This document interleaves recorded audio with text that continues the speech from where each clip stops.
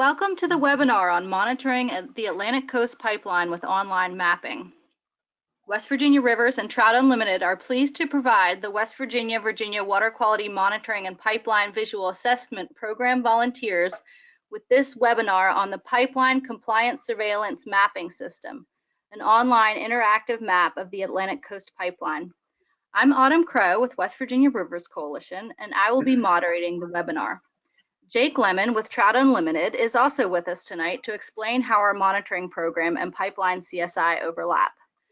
Pipeline CSI, a program of the Allegheny Blue Ridge Alliance, was developed to allow for citizen oversight of the construction of the Atlantic Coast Pipeline and to facilitate the enforcement of environmental protections and regulations during that process.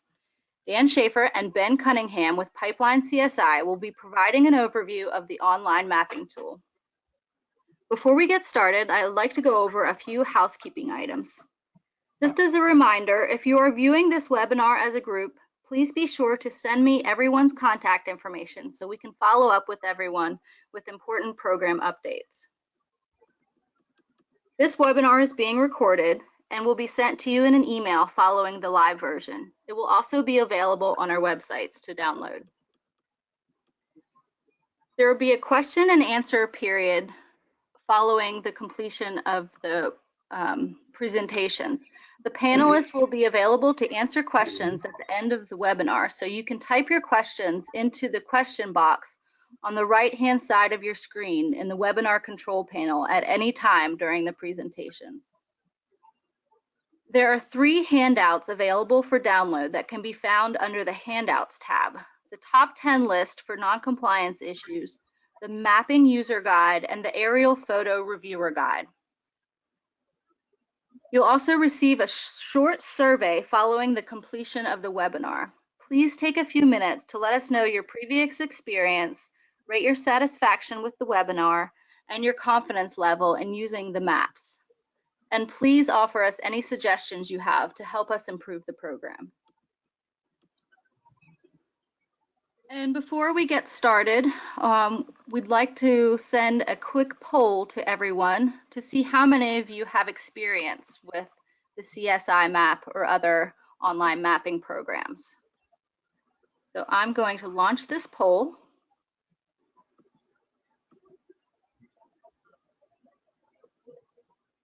And it should pop up on your screen, and if you can just select yes or no. And once the majority of you have voted, I will close the poll.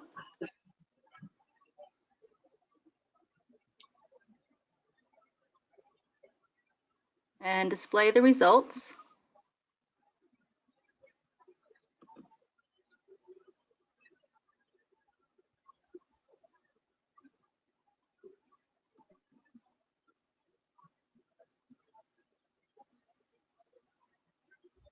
So it looks like it's half and half, but the majority of you do not have experience with online mapping. So that will help our presenters. Okay, now I'm going to turn it over to Ben and Dan to give the presentation. Thank you, Autumn. First of all, just wanted to say thanks for helping us put this together.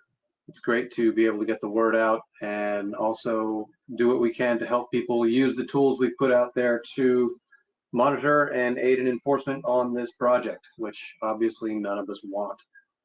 A little bit about me. My background is in geospatial technology. For the last 18 years or so, I've generally worked in the engineering field of one sort or another, usually on the other end of this type of situation, but it's nice to be working on something that I actually really believe in, and I know I'm doing the right thing every day when I come into work. Ben? Yeah, hey folks, my name is Ben Cunningham. I am the CSI Virginia field coordinator, field coordinator for this program. I'm from Nelson County, an affected community of ACP. I've been on the board of Friends of Nelson, our local group, for about a year before joining the CSI in this role. And before that, like I'm guessing many of you, I was a volunteer in my community, mostly surrounding trying to stop this project. of the Atlantic Coast Pipeline. So yeah, Dan and I are real happy to have this opportunity with Trout Unlimited and West Virginia Rivers to show y'all these tools that we've put together, and we've really put them together to enable volunteers and community members like yourselves to be able to assist in, as Dan said, environmental enforcement and protection of our communities and our shared natural resources. So with that said, I'm going to hand it over to Dan for the first part of this presentation, and he's going to tell you all about navigating through the different tools and pages of our online mapping system. All right, Dan. Thank you, Ben. Okay, when you first open the CSI mapping system, which is accessible via our website, abra-csi.org, you'll see the splash screen, a bright blue box that displays a basic description of the mapping system, a link to a detailed user guide, which is also downloadable from the webinar today, and a brief explanation of each of the map pages that the mapping system contains. The CSI mapping system is organized thematically, such that data layers describing a certain subject, say slopes and geology, are all grouped together. Certain reference layers, such as the ACP construction right-of-way and access road boundaries, and ACP mileposts, appear on many or all of the maps. Click OK to clear the splash screen and begin working. If you don't want to see it again, you can click the checkbox in the lower left hand of the blue box. The CSI mapping system was created on the ESRI ArcGIS Online platform and contains an array of tools to help you find locations and information about map features and to communicate your findings with others.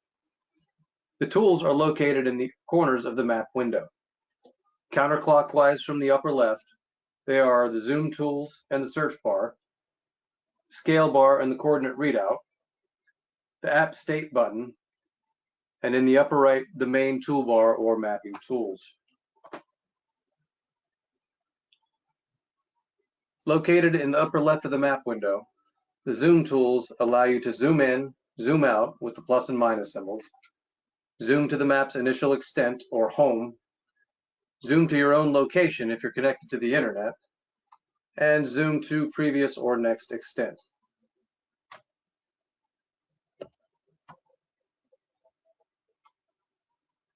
Located in the lower left of the screen, the coordinate readout displays the location of your cursor in longitude and latitude.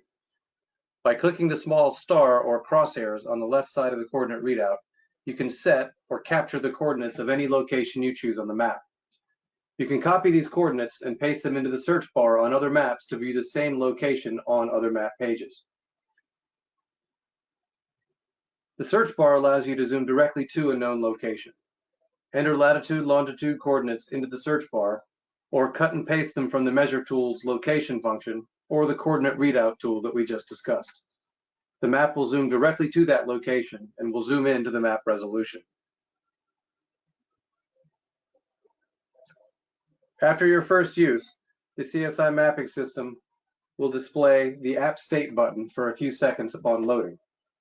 Individual map tabs will do the same as you continue to use the mapping system. The app state button restores the map to its last or previous state as defined by the map extent, the base map, and the active or visible layers. This helps to overcome the limitation of map pages reloading every time you switch tabs. Next, we'll discuss the main toolbar, which includes, from right to left, the layer list, the legend, the base map gallery, measuring tools, drawing tools, and finally, printing tools. The main tools will display in a panel underneath the toolbar, defined by the dark blue area in which those tool icons lie. The layer list tool, as its name suggests, displays a list of data layers that are available in the current map. A blue check mark to the left of the layer name indicates that the layer is turned on, even though you may not see any of its features in the map's initial extent. If a layer is grayed out, that means the current extent is outside the visible range of that layer. Zoom in, zoom out, or zoom to the layer to see its features.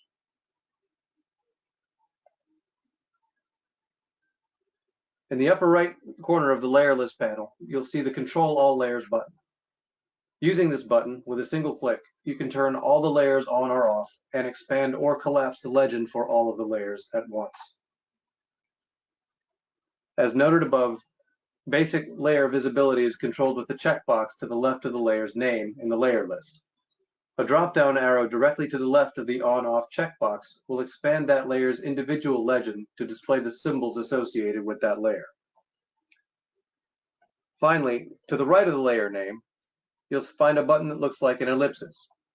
Click this button to display the layer's options menu. Zoom to will zoom to the default extent of that layer. Note that this might be the layer's full extent, encompassing all of its features, and it might not be visible at that scale. Transparency allows you to set the transparency or opacity of a layer with a slider so that you can see through the layer. Set visibility range allows you to change the scale range within which that layer is visible, but you probably won't need to change that very often. Disable or enable pop-up turns the pop-up windows on or off for the layer. Hide or show labels turn feature labels on or off for that layer. Move up and move down allow you to rearrange the orders of the layers in the list.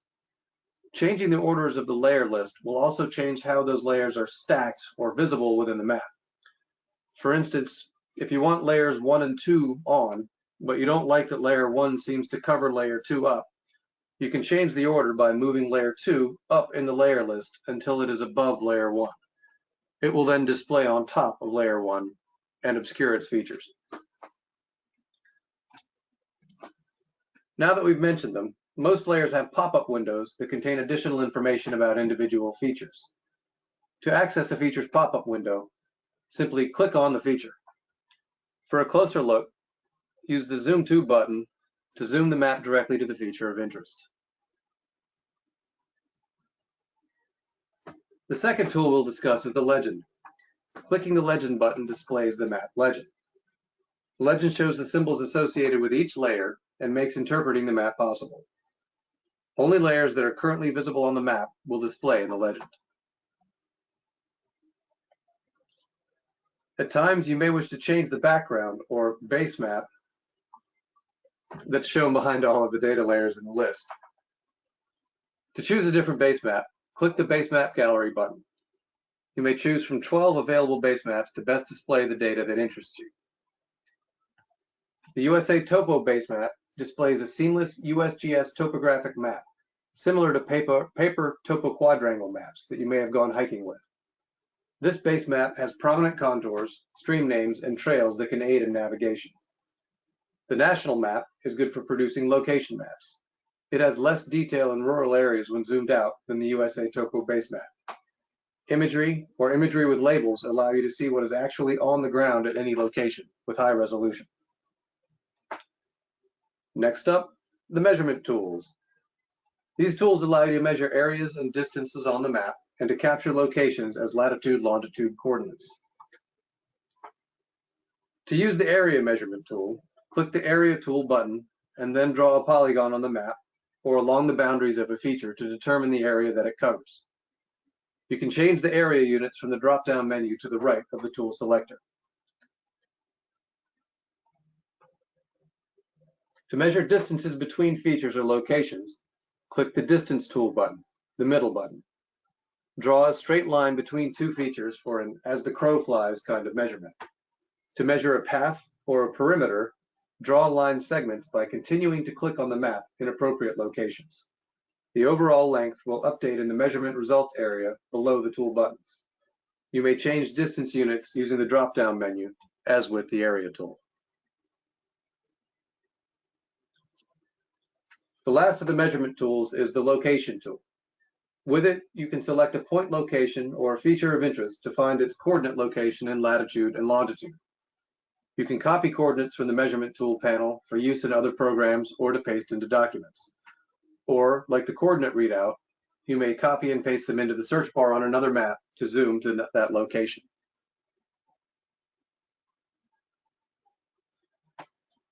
Next, we have the drawing tools.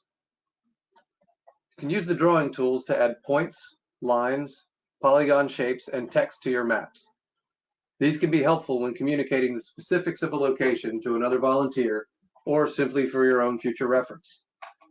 You may select from a variety of pre-formatted points and shapes, draw freehand lines, curves, and polygons, and format text by font size and color. Note that you need to set the properties of each tool that you use, such as line color and line style, before using that tool to draw on the map.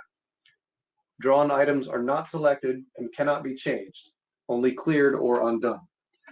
Also, note that drawings are local and temporary, and they will not persist if you switch map tabs or if you close your browser and start a new map session. Maps with drawings can be shared between users by printing them using the print tool. Use the print tool to export the on-screen map to different printable formats. You can set the map title, paper size, and file format from the General Options menu. Additional options are accessed via the Advanced button. These include map units for the scale bar, whether or not to include a legend, the map size on the page, etc. Printed maps are stored in the cloud until selected for display. Maps display in your browser in a new tab and print from that browser like any other online file, whether a PDF, JPEG, etc. Note also that printed maps do not persist, except in that new browser tab in which they open, and they will also disappear if you switch to another map page or start a new map session. Your new map has a legend, a title, a scale bar, and a date timestamp. Print the map to paper or your preferred file type, such as PDF, as you would any other document, typically something like File, Print.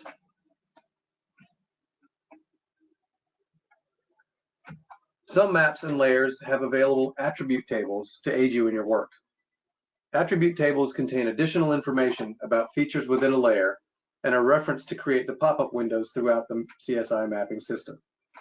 When available in a map page, attribute tables are accessed with the button shown to the right on the bottom central portion of the map page. Once activated, the attribute table will expand from the bottom of the screen in a separate frame in the browser window. The attribute table tool can display data tables for multiple data layers in a map. Switch between data tables by selecting the table name tabs across the top of the frame, shown here with the red straight lines. You can also select from a drop-down menu list at the right of the frame.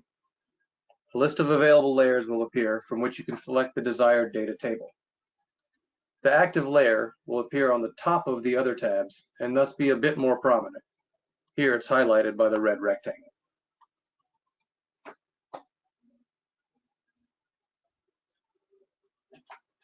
The attribute table tool has many features to help you find information.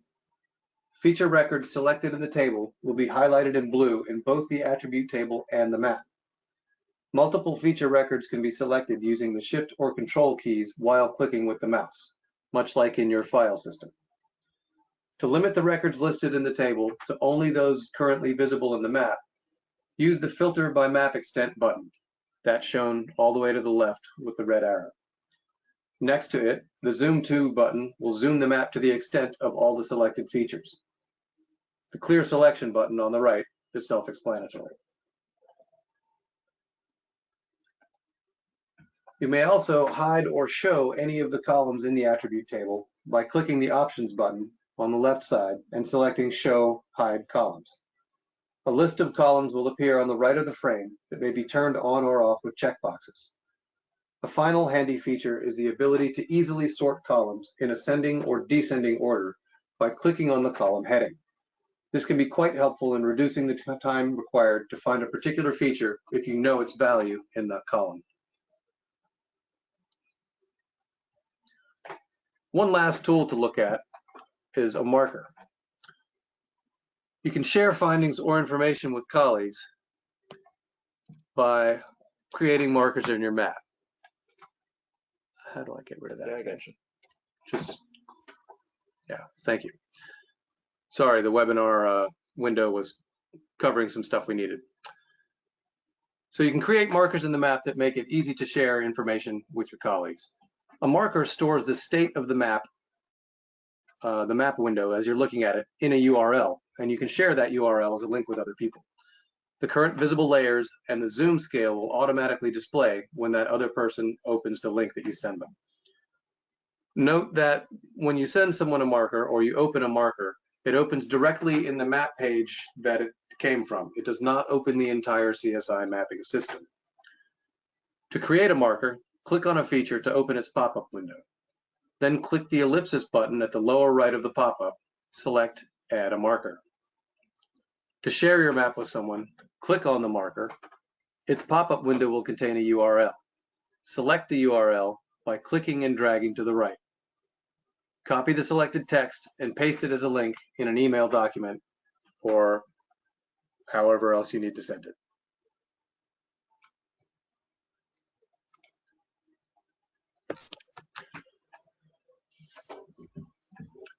Some map pages that will be very useful for you in determining places to perform visual assessments or water monitoring are slopes and geology, water resources, construction plans, and compliance.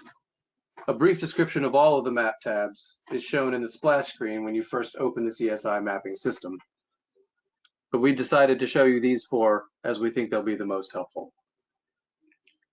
Each of these maps holds detailed information about steep slopes, areas of geologic hazards, baseline water quality and current monitoring locations, detailed FERC and state-approved construction plans, and locations of reported construction problems and environmental violations. Let's look at the layers on the slopes and geology tab. Slope steepness has direct effects on the difficulty of construction, safety, and the likelihood of erosion, slope failure, and other big problems. The first two layers on the slopes and geology map describe the steepness of the pipeline path and the access roads along their center lines.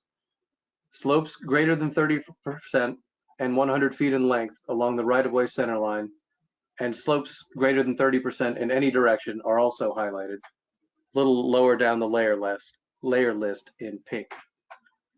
Superficial geology that is known for landslides and other problems is also shown at the bottom of the layer list. Let's look a little closer. The steepness of the local terrain is likely going to be a concern if you perform visual assessments. Let's face it, it's hard hiking up a 60% slope. If you're looking to establish a new monitoring site with Trout Unlimited or West Virginia Rivers Coalition, knowing where steep slopes meet mountain streams is also going to be important. The centerline and access road gradient layers describe the steepness of the construction site directly along its path, which is directly related to the risk posed to streams and rivers located at stream and river crossings. Most of those lie at the bottom of steep hills. Shown in pink, you'll find two layers that describe areas of special concern due to slope steepness. Using the centerline gradient, as well as the general ground slope across the project area, we've calculated areas where the slope is greater than 30%, defined as 30 feet of drop over 100-foot horizontal travel, and is greater than 100 feet in length at that percentage. The centerline layer details the slope at any given point, as well as the overall length of the slope that is greater than 30%. Dominion itself has deemed these areas to merit special attention and more robust engineering and construction methods. We expect you're more likely to find erosion problems and slope failures in these areas, so keep an eye out.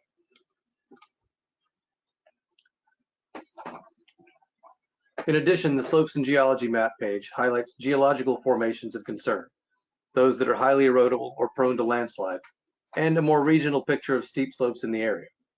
These are all areas where ground slope is greater than 30% and illustrate the challenge that Dominion has undertaken here in the Appalachian Mountains.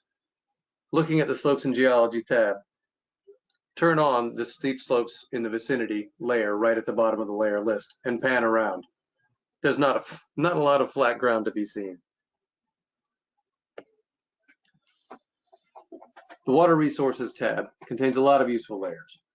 These include river, stream, and wetland crossings, water monitoring stations from state programs and other organizations, such as Trout Unlimited, and documented trout streams, which are indicative of high-quality cold water aquatic habitat. Farther down the list, we see documented springs, stream and river crossings that require in-stream blasting, wellhead and municipal water system protection areas, and FEMA floodplains. You'll also notice that the construction plan footprints are included on this map page. These are some of the useful layers we mentioned that appear on a number of map pages. Speaking of the construction plans, the construction plans map displays georeferenced images extracted directly from the FERC-approved construction plans. And in Virginia, it displays the DEQ-approved erosion and sediment control plans as well. These important layers allow you to compare what you see on the ground with what was approved by federal and state agencies.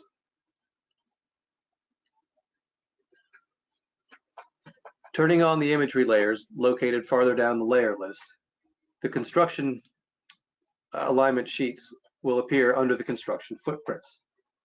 The construction footprints appear as red rectangles on the map. Click one to see its pop-up window and a link to a full engineering plan for that area. Each of the red rectangles along the entire study area will have an engineering plan just like this one. It shows the ground profile, highly detailed plans in plan view, including contours, and where Dominion proposes to use its best-in-class engineering methods.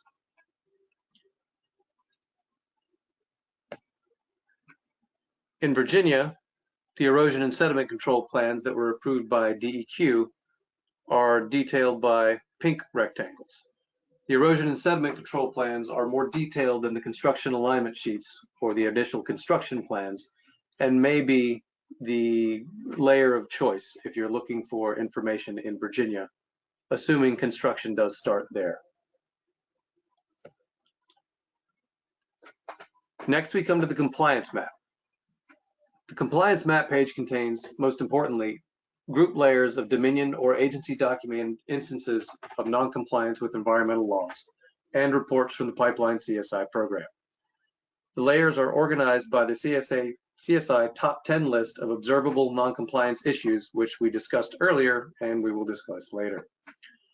The symbol for each incident type contains the first letter of the reporting agency, C for the CSI program, F for FERC, D for Dominion, etc. It also has some reference layers that can help you find your way around the map or interact with other maps. Each non-compliant incident has an associated pop-up window with detailed information about that incident. Most link directly to reports filed by the inspecting agency or CSI.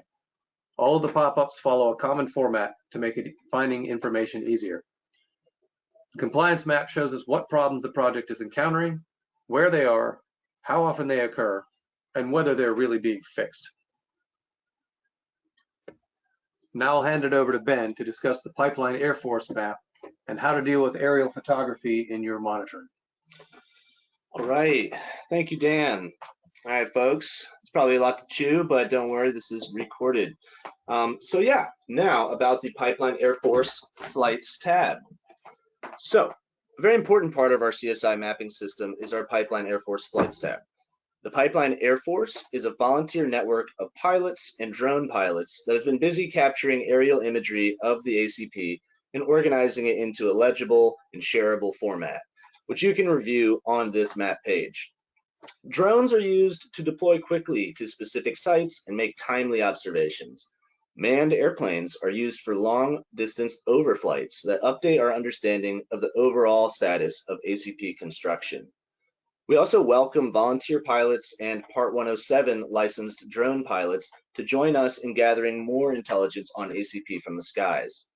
Imagery from new flights is added to the map as often as possible, and we're constantly improving our methods and turnaround time from airplane to orthomosaic, but more on that last part later. Unique to this Pipeline Air Force Flights map page are photo point layers representing each flight date. Click on the points to open a pop-up and see a thumbnail preview, as well as a link to a single view of the photo you've selected, like so. Clicking Link to Low Resolution Photo in the pop-up window opens that particular photo in a separate browser window, giving you a better peek at the image. Clicking Link to All Low Resolution Photos opens a link to the folder containing all low resolution photos on Dropbox.com. The same can be done by clicking Link to all full resolution photos. Just know that the low resolution folder is much easier to access on slower internet speeds. Next, we'll see how to download and review the low resolution folder from a given flight. Once you click on the Link to all low resolution photos, a separate browser tab to Dropbox.com will open, displaying the entire flight folder's content. To begin downloading these, click on the .zip folder icon. Click on Direct Download from the top right Download drop-down menu button, and the .zip folder will begin downloading. Once it is finished downloading, open the folder on your computer to where it was downloaded. Once you've navigated to your download folder, right-click on the .zip folder, select Extract All or Unzip from the right-click drop-down, select where you want to save your photos and click Extract, and voila, you have downloaded the entire flight update of the construction progress of ACP from that given flight date to your computer. You can now tab through photos easily from your own computer, offline, and at your own pace to support monitoring efforts in your community. All right, so next we're going to show y'all how to make a incident report using our reporting form. I'm going to back out of this presentation and show y'all the mapping system live here. So bear with me, please. Okay, so I'm going to refresh this page here.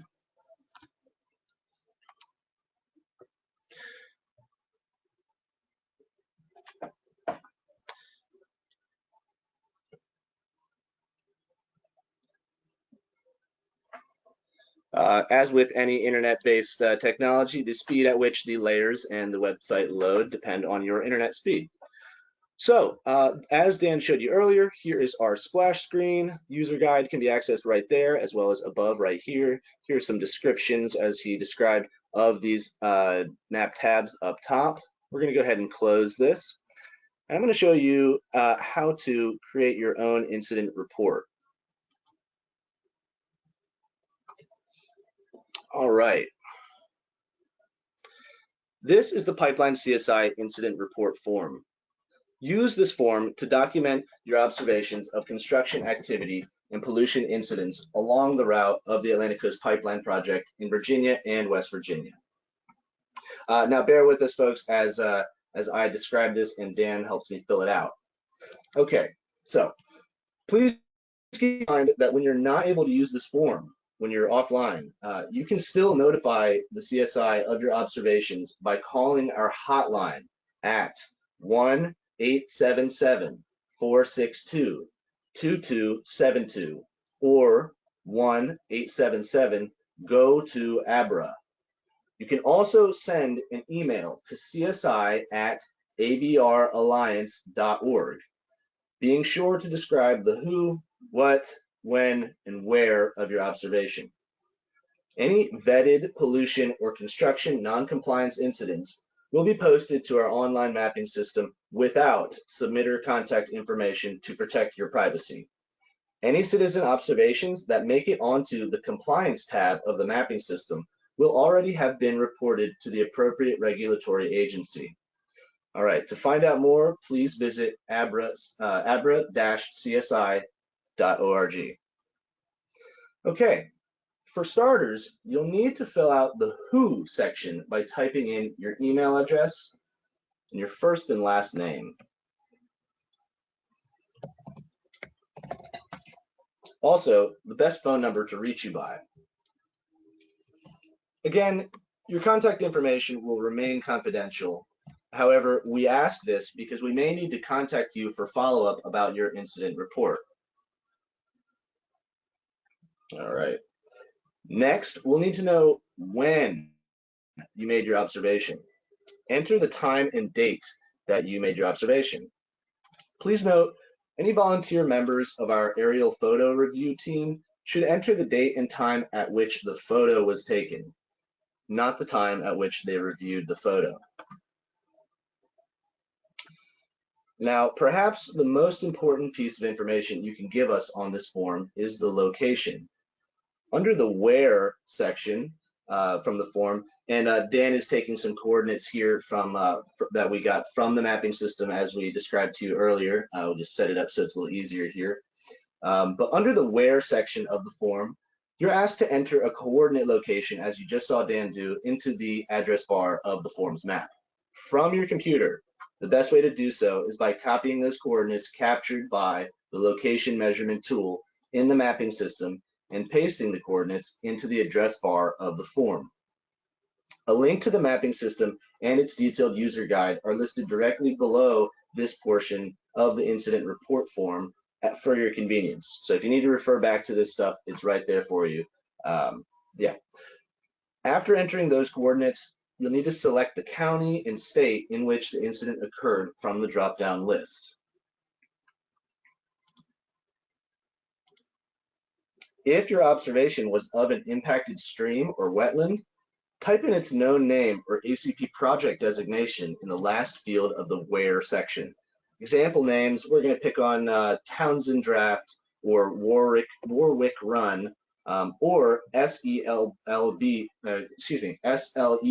109, respectively. All right. Of equal importance is what you saw. In the what section, start by describing in your own words the problem you observed, being as specific as possible.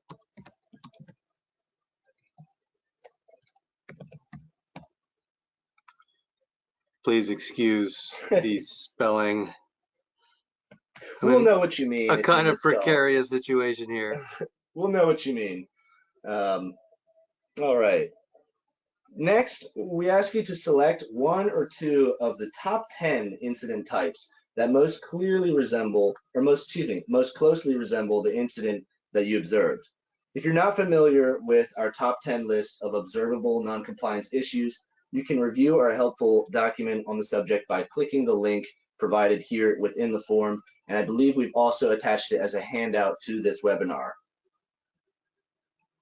The top 10 list takes construction rules and regulations for West Virginia, FERC, and the U.S. Forest Service into account. Additional information on regulatory requirements and project-specific ACP review and approvals is available on the CSI Environmental Review page. Click Next. All right, the final portion of the incident report form process is uploading any evidence you might have collected. In this section, you can upload photos of your observation. It's recommended that if you're taking photos with your smartphone, you enable GPS location services to automatically geotag your photos. It's also recommended that you download the smartphone application Solocator, available on both Android and iPhone, or a similar app. The form allows you to upload up to 5 photos at once. For each photo, please write a brief description of what your photo depicts. If you have more photos than fit in this form right here, or a video that's too large to upload here, you can send it to us by sending us an email at that email address I told you about earlier, csi@abralliance.org. Please remember that photo quality and composition is more important than quantity. Please try to show both the problem and its source or context in the same photo. All right, so we're not uploading any photos right here, but I think you understand. Hit submit and you're done. The CSI organizing team, us, we will be in touch with you if we require any follow-up information. Okay, folks, so that concludes that portion of our webinar here. Next, we're just going to show you some live walkthroughs of the mapping system itself. And pardon me, I'm going to take a drink of water. All right. So I'm tabbing back over to our mapping system here. And again, I'm just going to reload the page just so everybody gets the clearest idea of jumping in from the start. We know that a number of you are likely water monitor volunteers for Trout Unlimited and West Virginia Rivers. So we're going to focus on showing you things that we think would be helpful to you, which include a few of the tabs that Dan showed earlier, including the water resources and the slopes and geology tab. And then we're going to show you the Pipeline Air Force Flight's mosaics tool and the swipe tool. So let's see. So we're going to start in right here in water resources. Oh, and again, like I showed you, when you're this incident report form is available right here, as is the user guide. I think it's important for me to note that this form is designed for use on a computer and within Google Chrome browser. That said, it works on your smartphone and it works on your tablet, but it is designed to best work on your computer. And it may look a little different on your tablet or your smartphone. Yeah, it'll be the mobile version, so it'll look a bit different. But yeah, if you're out in the field and you have cell coverage, then you're able to access this right there. All right, we're gonna jump over to water resources. All right, and I see is time 7:40. Okay, we got some good time here. So we've jumped over to water resources, and it has brought us to its default extend. As we did with the incident form over here, we're gonna pick on this spot just between West Virginia and Virginia. The map calls it Warwick Run. We also know it to be called Townsend Draft.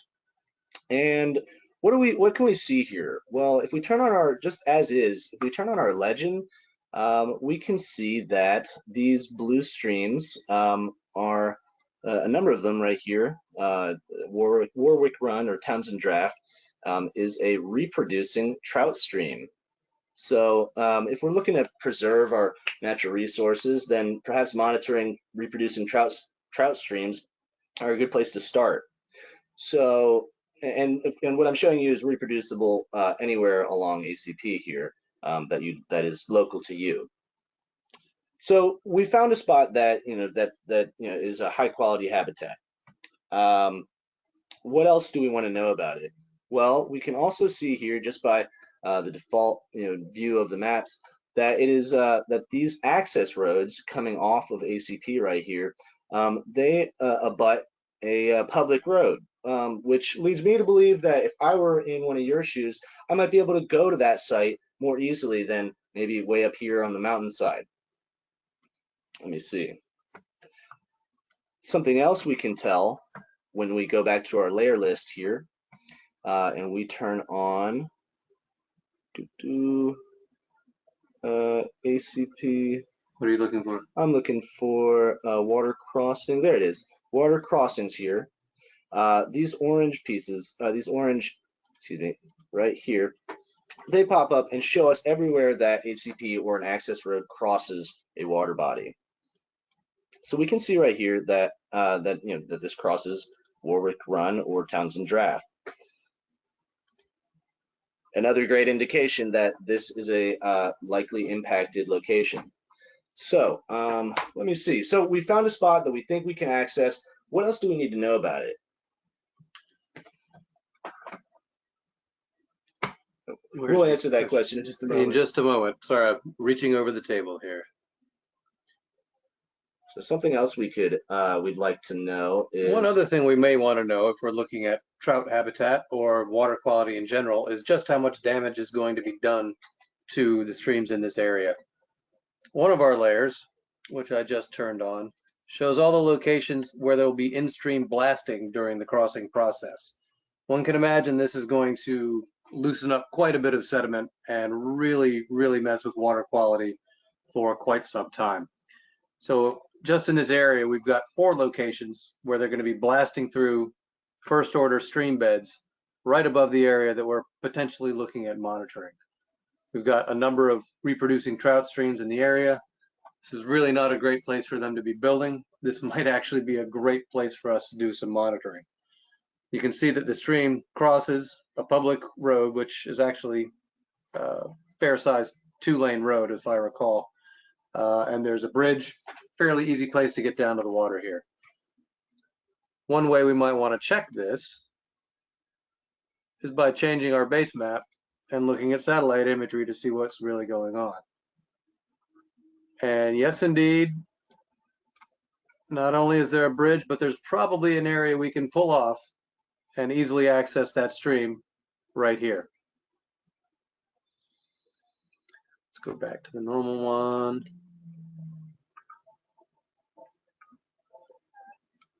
Another issue that we might want to look at is like just how prone to erosion is this whole area? Even when they're not doing blasting, is this construction likely to cause problems? Well, one way to look at that is to check out the slopes in the area. Wow.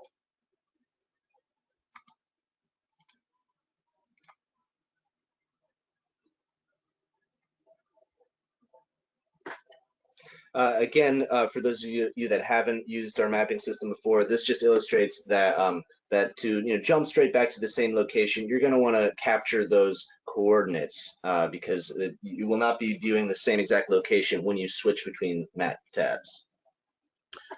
Okay, what's all this green about? Well, if you remember, we're also looking at areas where the geology is a problem. If we want to do a little bit more research, we can go find out about the Kemung Formation and find out that it's a shale and a sandstone, and it fractures easily, and you get a lot of landslides in it. In addition, this area is nothing but steep slopes. So pretty much no matter what they try and do on the right of way, they're going to have some erosion problems in this area.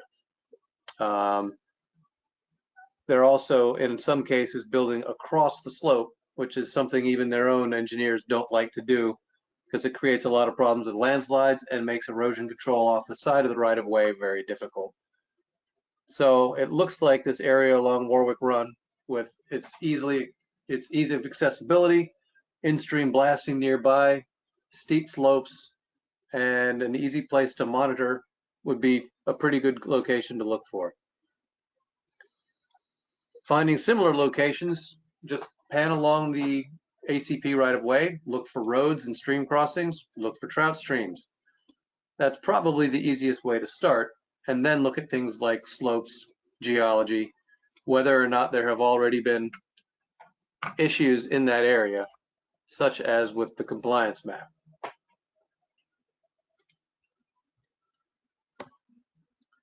Oh, that's right, this is Virginia. No compliance issues there yet. But farther up, where there's been a lot of construction, you can use the compliance layer to see what problems they've already had near Valley Fork. In this case, perimeter control deficiencies, and they weren't building according to plan.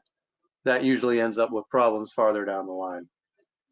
Sorry about the hiccup of the location, but the point was we can use the compliance layer also to find out where there have already been problems, especially if there's not a monitoring location nearby. Now, I do want to have some time for questions here, but I also want to make sure that I show you another really cool tool that we have, which is the Pipeline Air Force Flights layer and the Mosaics and Swipe tool that's available there. So let me see, what we're going to do is I'm going to show you, look, I'm turning on that marker. Actually, scratch that, pardon me. I'm going to capture these coordinates right here. I'm going to copy them. I'm going to copy them down here. I'm going to move over to the Pipeline Air Force Flights tab.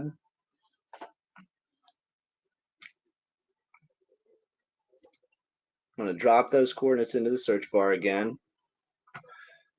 And now that I'm at the Valley Fork Road crossing in Monterville, I'm going to go over here and I'm going to show you guys something that is pretty cool.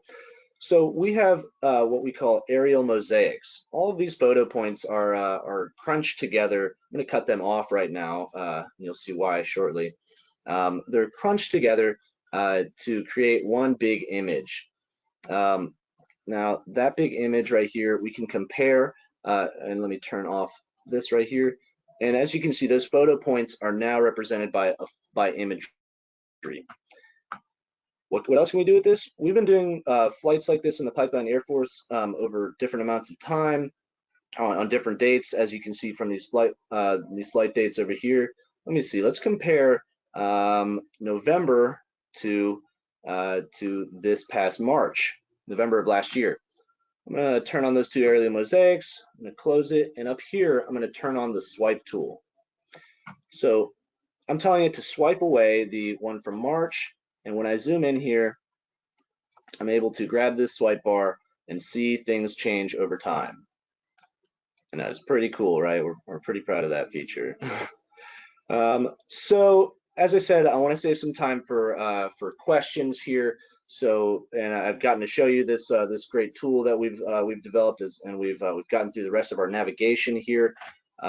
Yes, Dan. One thing I would like to interject before we go to questions. The swipe tool here on the Pipeline Air Force Flights tab also works with the construction alignment sheets, which I mentioned earlier, which are the approved plans that the federal government essentially approved and allowed Dominion to build. We've noticed on a number of occasions that what we see in the aerial mosaics is not what is on those plans. And we've reported a number of violations where they're building without erosion and sediment controls, or repeatedly driving through or allowing sediment into streams and wetlands, basically because they don't have the proper perimeter controls, or they don't have water bars where they should and where they said they would. So this is actually a really, really useful tool for using the aerial photos. It's also available on the construction plans tab with the construction plans and erosion and sediment control plans. Thank you, Dan. Okay, I think we're ready for our questions session. Now, real quick before we jump into questions, this is Jake Lemon with TU. I just wanted to very briefly describe a little bit about how our program relates to CSI, specifically when it comes to reporting incidents. I suspect that many of you out there have attended one of our full-day water quality monitoring trainings or one of our pipeline visual assessment webinar, where we had described protocols for submitting incident reports, oftentimes by sending an email to myself and Autumn. Just so you're aware, the Survey 123 form with Pipeline CSI is another completely valid method of submitting your reports. We're sharing that information freely between, the TU West Virginia Rivers Program and Pipeline CSI. So anything that's submitted there gets to us, and then anything that's submitted to us also gets to the Pipeline CSI. So feel free to use that form to submit your reports moving forward if you care to do so. You can also still continue to email Autumn and I, as many of you have done. Do note that it is specific to the Atlantic Coast Pipeline. So if there's anybody out there that's looking at the Mountain Valley Pipeline or the Mountaineer Express, use the methods that you've been using to date. And so when those reports are submitted, any reports of incidents that take place in West Virginia Rivers is taking the lead on submitting those to the appropriate agencies, whereas in Virginia, Pipeline CSI is taking the lead on that. So just know we're all working together, and that either those reporting methods, whether using the form or emailing us, is a valid way to do that. Yes, thank you, Jake. That is right. Okay. We'll open it up to the audience for questions now. You can type them into the chat box or the question box in the webinar control panel, or you also have a function next to your name where you can raise your hand. And if you raise your hand, I can unmute you and you can ask her a question verbally. So we don't have any questions. You guys did such a great presentation. These are experts in the CSI map. We better be by now. Thank you. Well, yeah, I mean, we're here for any questions that folks have. Don't be shy. Seriously, please don't be shy. That and remember, you can watch this over again, and you can also, if you're looking to find out more about our navigation, you can read the user guide. It's incredibly detailed and very, very helpful. Okay, we do have one question. This person would like to get involved in monitoring in North Carolina. Any suggestions? I think I'll take this one. Let me see. So our study area is limited to, I'll zoom way out just to show you, is limited to the first 200 miles of the Atlantic Coast Pipeline. Let me turn back that layer so we can all see it. That is just because of this, what we're able to do. I mean, for $1 billion, 600-mile project, that's what we've been able to get our hands on. As far as North Carolina, we're aware that I believe there's a group called North Carolina Pipeline Watch. And it's a timely question because I'm looking to find out the answer to those questions myself on what is being done, and if there's any help that we could offer. So if that questioner or others have any answers themselves, we'd love to hear more.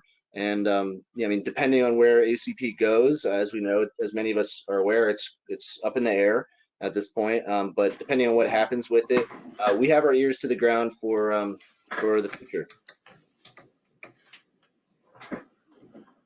Another question, how would we, as potential contributors, use the map to define areas where your greatest needs are?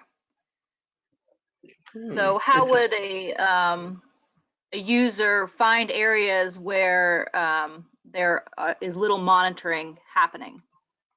Okay. First thing we would want to look for is where the monitoring stations are. Here, let me move this guy out of the way. So we can find where current monitoring locations are on the water resources page. In a moment, let's turn those off. And turn off all of the various crossings. And turn on the monitoring stations that we know about. Can you show them the legend? Oh yeah, that's a good call. Thank you. So there are quite a few spots, but as you can also tell, there are quite a few gaps where we could certainly use some more help in keeping track of water quality. Now, there are a number of different programs that are out there right now. The Virginia DEQ and the USGS have a partnership on a number of monitoring stations along the pipeline route. Trout Unlimited has all of these purple dots, and this is just a small excerpt from the immense coverage that TU has in the region. The Cowpasture River Preservation Association has some stuff down in Highland and Bath counties. But as you can see, right in on the right of way, there are plenty of places that we could probably still use some help.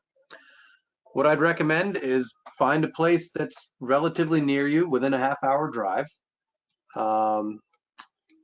So let's say you live in Camp Gap, West Virginia. You probably know places that are about a half an hour away. You can zoom out on the map to find out just how far that is. And let's say it's between miles 44 or 42 and 52. Yes, it's only 10 miles of pipeline, but getting there by road might take quite a long time. And one thing we don't want you to do is get burned out within 6 weeks because you have to drive 3 hours each way to do your monitoring. So find a place that's close to you that has a gap in coverage from these monitoring stations. Look for trout streams if available. Look for steep slopes. Look for problematic geology. And then look for a place that's accessible to the right-of-way or to an access road and a stream where you can easily get down there, because easily and safely, because that is by far more important than anything else. Or you can easily get down there on a regular basis, especially after rain events. But the main thing is to try and do it locally. Mm-hmm. That's one of the reasons these tools are here, is to help you find out how you fit into this whole program. Nice. One thing I'll mention is that there may be sites, Trout Unlimited, West Virginia Rivers, pipeline monitoring sites on this web map where we've had volunteers, fall off over time. We started the program back in 2015, and as you can expect, some people have burnt out over time. So if you see a stream that you really care about and there's a purple dot there, you may want to go ahead and check with us to see if that site's still active. We do update work to those points here and there, but we aren't able to update them in real time as far as what's active and what's not. So feel free to reach out to us if you're, if you see a location, even if it does have a current monitoring location on it. Okay, I see a hand raised, so I'm going to unmute Elaine. Hello, Elaine. Hello. How long does it take after you get a report to get a reaction or a response that we can check on? That really depends on the agency. For the most part, well, actually, everything we've reported thus far has gone through West Virginia Rivers Coalition. And my understanding is that the turnaround time from when the report is received by DEP to when they have an inspector out on the ground can be less than 48 hours, sometimes 24. I think they've gotten back to Autumn in a couple cases within a day or two of being out there. So we knew within 72 hours to 4 days of when we reported what they decided to do about it or what their assessment of the situation was. Autumn, does that sound about right? Yeah, just to give an example, we submitted a couple incidents last Wednesday, April 24th. The inspector said that following day he was going to be going out to inspect, and I got a phone call from him today and he let me know his findings.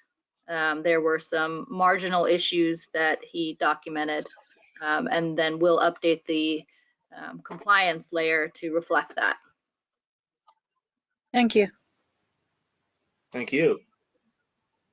We have a few more questions that have come in through the chat box. This one, there are several questions, so I'll take them individually. Are there drone flight protocols? There indeed are drone flight protocols. So just I don't have time to go into all of them right here, but I've been I've been training folks in Virginia and West Virginia. Though it's harder for me to get way out to certain extents in West Virginia. But we've been having trainings all through the past year, at least one in each county so far, of how to use drones legally and safely to contribute to our monitoring efforts. The main protocols that I'll extol right here are we're asking for Part 107 licensed drone pilots. That might seem limiting to some folks, but it helps us know that folks are take it seriously and know what they're doing when they're flying their unmanned aircraft out there in the in federal airspace. So yes, we do have some strong protocols with our drone program. We want it to be effective. We want it to be safe, and we want it to be above board. I think that answers your questions. We can get in touch as well. Please get in touch with me if you're interested in contributing to the Pipeline Air Force program. I'd love to hear from you. Okay, the second part to the question, is there much diversity and resolution from Pipeline Air Force flights? Is there much diversity in resolution? Not quite sure what you mean, but I can tell you that we generally have two types of photos of imagery data being created. Let's see right here. So you'll notice that there's a number of photo points, depending on the date. You'll notice, some of them are to the side over here, but most of them track along the pipeline. These ones, all the ones that track directly above the pipeline are nadir or straight down shots. And these are from volunteer manned aircraft, not drones. But then, you know, on the same flight or a different flight, the passenger will, you know, take pictures out the window, which these oblique angle shots, yeah, they offer a different perspective, of course, because the nadir straight down photos, they tend to, they're great for seeing the whole picture, but they tend to obscure the depth and the slopes going on here. Yeah, I mean, we have tons of photos. We invite folks to check these out on their own time and in coordination with us. We have a aerial review, a photo review team of volunteers. Folks who are committed to this are invited to join that. And after a flight, we tend to try to get together both online and in person when possible to review these photos quickly and turn them around as fast as we can into complaints. I hope these two different photo types or photo angles here answer your question about different resolutions. Oh, and also if you meant resolution, yes, go ahead. The final part to that question, can requests be made for flight locations, times, and resolution? Yes, I mean, somewhat. The manned aircraft flights, you know, those are done by you know, very generous volunteer pilots, and they fly when they can. I'm not a I'm a Part 107 licensed commercial drone pilot, not a pilot of a not a pilot. So I leave that realm to those folks. However, you know, if there's something going on in an area, if in your area, you know, you see something, say something, please. And we will do our best to assemble what folks that are in the Pipeline Air Force program to visit that concerned location as quickly as possible. But of course, what we're doing with this grassroots thing is we're trying to have folks in their own community be able to respond to these incidents. I living in Virginia, I can't, if it's a timely thing, I can't get way over here to Monterville in Randolph County in any timely fashion. So in that way, I wouldn't be able to come respond to it. I can only respond to my local communities of Buckingham, Nelson, Augusta generally in any sort of quick time. But short answer, yes, you could make a request and you could let us know something's going on and you'd like additional surveillance by filling out our form.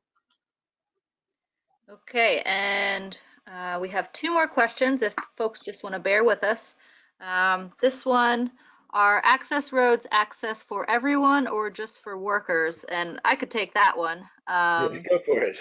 Those access roads are authorized for the pipeline construction personnel and agency personnel. So average citizens cannot access the actual construction sites. So you would have to find access points that are public, from public roads or private property where you have the landowner's permission to access those sites.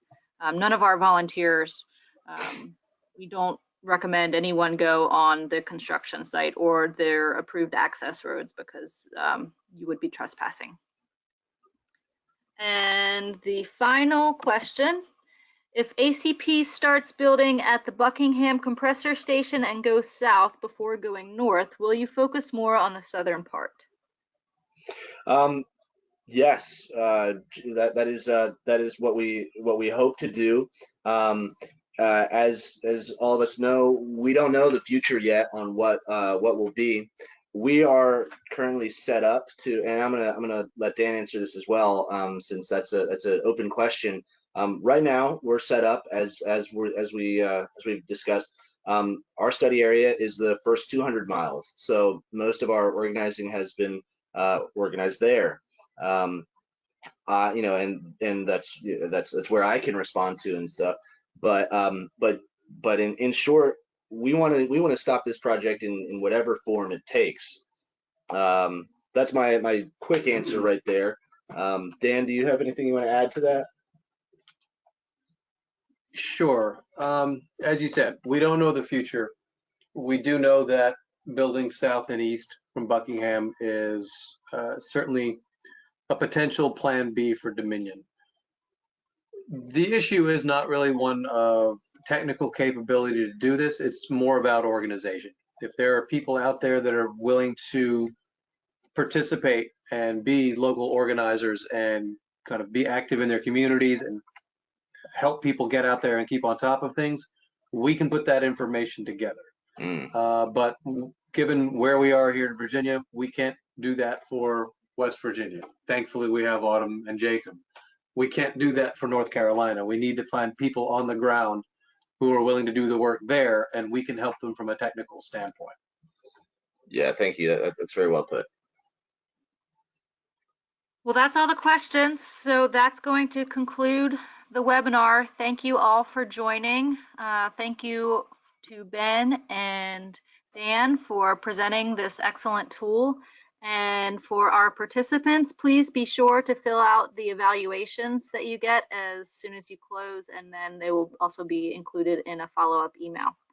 So thank you everyone for spending your Tuesday evening with us.